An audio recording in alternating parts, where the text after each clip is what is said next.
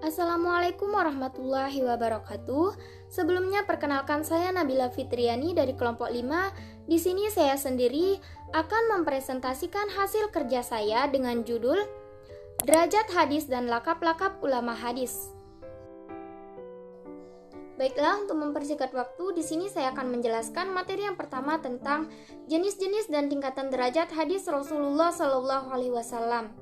Hadis adalah segala perkataan atau sabda, perilaku dan ketepatan dan persetujuan dari Nabi Muhammad SAW yang dijadikan ketepatan ataupun hukum dalam agama Islam.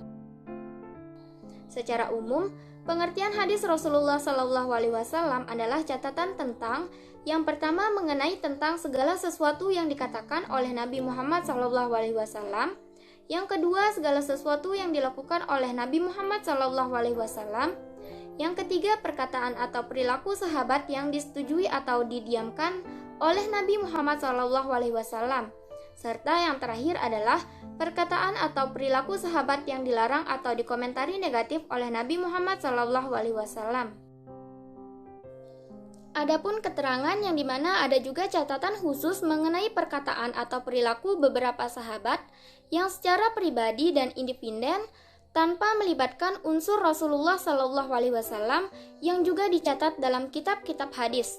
Nah, hal tersebut boleh dimanfaatkan sebagai petunjuk atau bimbingan, namun tidak bisa dikategorikan sebagai hadis Rasulullah SAW. Hadis dijadikan sumber hukum dalam agama Islam selain Al-Quran, ijma sahabat, dan qiyas ulama, di mana dalam hal ini kedudukannya hadis merupakan sumber hukum kedua setelah Al-Quran. Dari para imam periwayatan hadis, hanya Imam Bukhari dan Imam Muslim yang secara khusus hanya meriwayatkan hadis-hadis berderajat sahih. Sedangkan selain beliau berdua, para imam periwayatan hadis juga mencatat hadis-hadis yang derajatnya di bawah kriteria sahih. Namun biasanya para imam tersebut selalu menyebutkan derajat hadis yang ditulis dalam kitab sunnahnya, apakah derajatnya sahih atau dhaif atau bahkan hadis palsu dan sebagainya.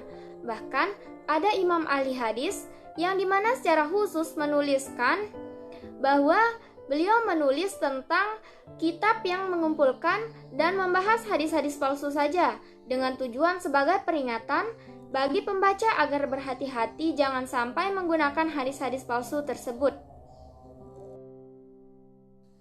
Selanjutnya ada macam-macam hadis menurut periwayatannya. Yang pertama adalah hadis yang bersambung sanadnya, yaitu disebut hadis marfu atau hadis mausul. Yang kedua ada hadis yang terputus sanadnya, disebut hadis mu'allaq, hadis mursal, hadis mudallas, hadis muqati, hadis mu'dhal.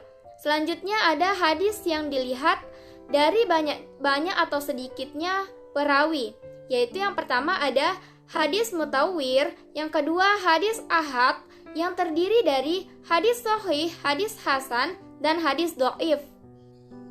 Selanjutnya ada hadis-hadis dhaif yang disebabkan oleh cacat perawi. Yang pertama ada hadis maudhu', yang kedua hadis matru', yang ketiga hadis mungkar, yang keempat hadis mu'allal, yang kelima hadis mutharib, yang keenam hadis maklub, yang ketujuh hadis mungkalib, yang kedelapan hadis mudraj, dan yang kesembilan adalah hadis saz. Selanjutnya mengetahui nama-nama panggilan dan lakap. Yang pertama ada maksud dari kata tersebut, yaitu setiap orang baik dari kalangan sahabat atau para perawi secara umum atau salah seorang ulama memiliki nama, kunyah atau lakap yang tidak sama dengan perawi atau ulama lain. Umumnya nama panggilannya atau gelarnya itu sangat asing atau berbeda, sulit diucapkan. Yang kedua, manfaatnya. Manfaatnya ini untuk menghindari kekeliruan dalam penulisan dan penyebutan terhadap nama-nama yang asing tadi. Nah, yang ketiga contohnya. Contohnya yang pertama ada menyangkut nama. Menyangkut nama dari kalangan sahabat Ajmat bin Ujian ditulis atau disebut seperti Abu Sufyan atau seperti Ulayyan, sadar dengan wazan Ja'far. Kemudian dari selain sahabat Usad bin Amru, Lurbain bin Nukair bin Sumair. Yang kedua menyangkut kunyah. Menyangkut kunyah dari kalangan sahabat Abu Al-Hamra, Maula Rasulullah Shallallahu Alaihi Wasallam namanya adalah Hilal bin Al-Harits. Kemudian dari selain sahabat, Abu Al-Ubaidin namanya adalah Muawiyah bin Sabrah. Kemudian contohnya itu ada menyangkut lakap. Menyangkut lakap dari kalangan sahabat, Safinah Maula Rasulullah Shallallahu Alaihi Wasallam namanya adalah Mihran. Dari selain sahabat, Mandal namanya adalah Amru bin Ali Al-Ghazi Al-Kufi.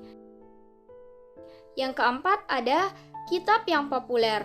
Kitab yang populer itu kitab yang disusun oleh Al-Hafidh Ahmad bin Harun Al-Bardiji dalam kitabnya Al-Asma Al-Mufradah menghususkan pembahasan ini. Selain itu juga di bagian akhir kitab yang menerangkan tentang biografi para perawi seperti kitab Takrib, At-Tazib, karya Ibnu Hajar.